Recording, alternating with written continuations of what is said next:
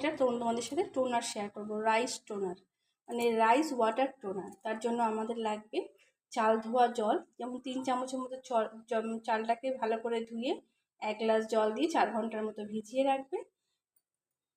Rice water আমাদের স্কিনটাকে bright করতে, আর গ্লাস স্কিন যেটা আমরা এখন চল হয়েছে গ্লাস স্কিন, সেটা কিন্তু হতে খুব হেল্প করে আমাদের এই রাইস ওয়াটার। এর মধ্যে মিশিয়ে নেবো হাইড্রেশনের জন্য গ্লিসারিন। গ্লিসারিন আমাদের স্কিনটাকে হাইড্রেটেড করে, ময়েশ্চারাইজার প্রপার্টি এনে দিতে খুব হেল্প করে, আর স্কিনটা কিন্তু ব্রাইট করতেও আমাদের কিন্তু এই রাইস ওয়াটার এই গ্লিসারিন খুব হেল্প করে। এটাকে আমি মিশিয়ে নেবো। মধ্যে আমি মিশিয়ে নেবো দুটো ইভিএনের ক্যাপসুল।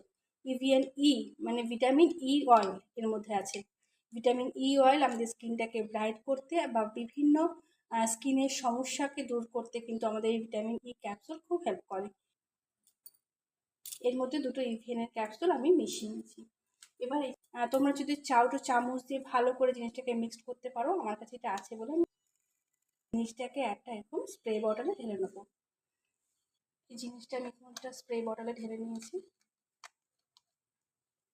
এই জিনিসটা তোমরা স্নান করার পর মানে মুখটা ক্লিন অবস্থায় এভাবে পুরো একটুখানি ভালো করে নাড়িয়ে পুরো ফেসের মধ্যে জিনিসটা অ্যাপ্লাই করে নেবে, আর আলতো হাতে জিনিসটাকে এভাবে অ্যাবজর্ব হতে দেবে।